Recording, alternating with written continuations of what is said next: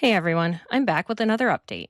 In this episode, I'll cover news related to Greenland, immigration, Minnesota, fraud, and election integrity. Of course, I'll end with the noteworthy tidbits. President Trump levied tariffs on European countries until the United States officially owns Greenland, and the European Union is set to halt the trade deal with America in retaliation. Italian Prime Minister Giorgia Meloni rejected deploying Italian troops to Greenland, which is a move other countries are making to oppose President Trump.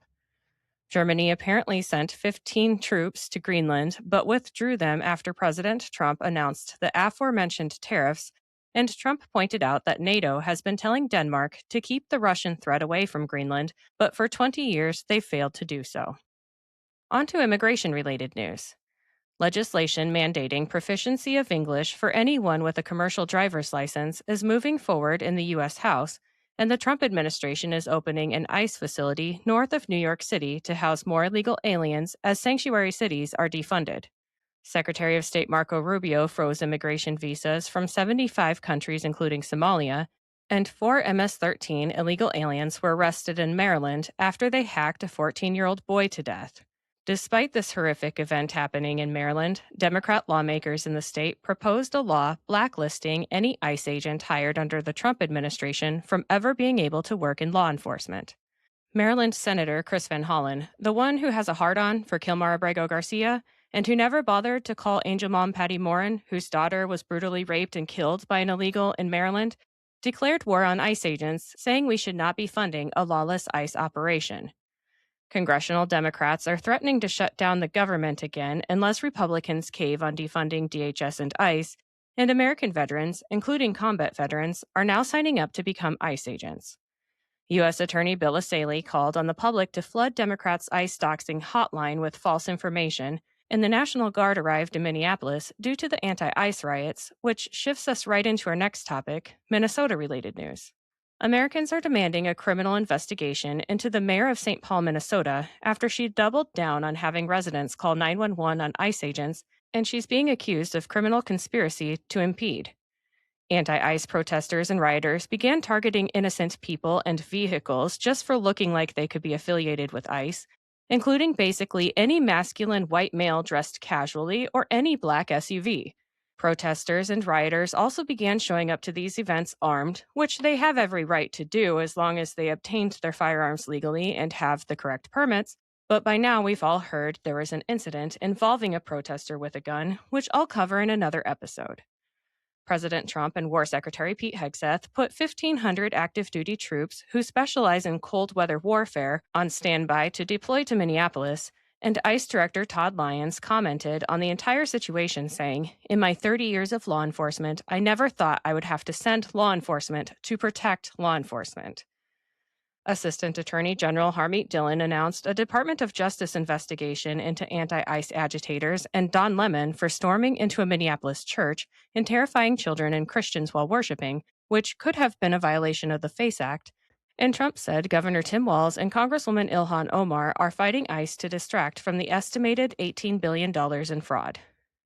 As for the Minnesota Somali fraud schemes, it was discovered that Somalis in Minnesota run about 90% of more than 1,000 emergency transportation companies, but when visiting some of these businesses, the addresses are fake or the transportation vehicles have not moved.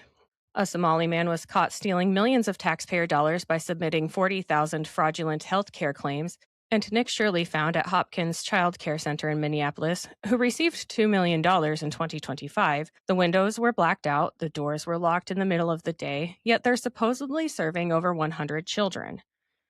The FBI is investigating the Somali who stole Nick Sorter's $1,000 camera since Minneapolis police did nothing about it, and Secretary Rubio and the State Department are expected to permanently cut off aid to Somalia after the third world nation demolished a warehouse with 76 tons of food from the United States.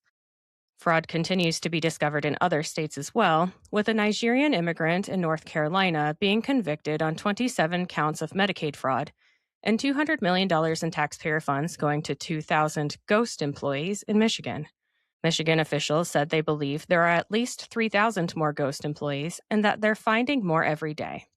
5 Obamacare enrollment centers were found in only 2 plazas in Clarkston, Georgia, according to David Cate, and CMS Administrator Dr. Oz revealed that in California, there is at least $4 billion in hospice and home care fraud. Representative Tom Emmer demanded the passage of the Scam Act, which denaturalizes and deports fraudsters, including those found guilty of marriage fraud, something Ilhan Omar is suspected of. Let's switch to news related to election integrity.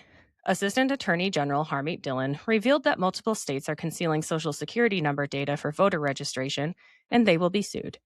Citizen journalist David Cate found a confirmed 2,079 people registered to vote in Fulton County, Georgia, at an abandoned homeless shelter, a UPS store, and a church with a taxpayer-funded political advocacy group.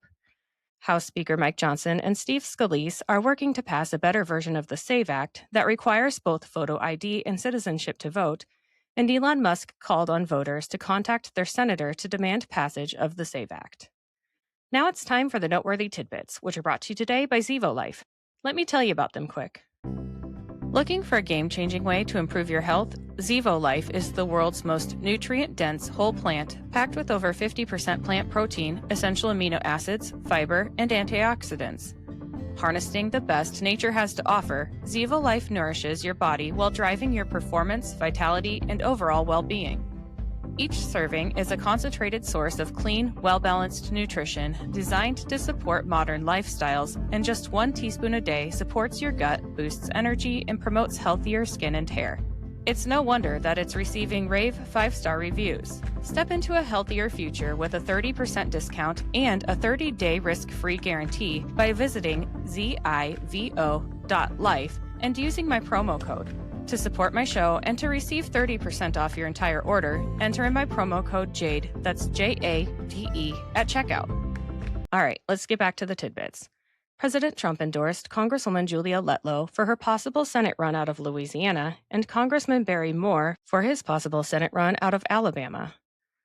Illinois Governor J.B. Pritzker signed a law sealing millions of criminal records for drug possession, disorderly conduct, theft, and more. Texas State Representative Brian Harrison is demanding a special session of the Texas legislature to root out and banish Sharia law and to protect Christian camps in the state. President Trump is deploying Vice President Vance and Secretary of State Marco Rubio in the delegation to the 2026 Winter Olympics in Italy. Casey DeSantis and Surgeon General Joseph Ladapo revealed the Florida MAHA-style program found major contamination in baby formulas with heavy metals and pesticides. President Trump invited Argentinian President Javier Milei to be a founding member of the Gaza Board of Peace. The Department of War killed an al-Qaeda-affiliated leader in Syria via airstrike because he had direct ties to the ambush that killed 2 Iowa National Guardsmen and an interpreter. Senate Minority Leader Chuck Schumer announced Democrats will reverse 100% of DOGE cuts made if they win the 2026 midterms.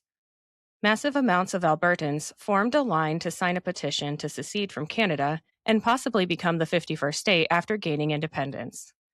The Trump administration is considering deporting Iranian immigrants with strong ties to the Khomeini regime, and President Trump called for Khomeini to be ousted. President Trump signed an executive order to block other games from being scheduled during the Army-Navy Games 4-hour time slot, securing an exclusive 4-hour broadcast window.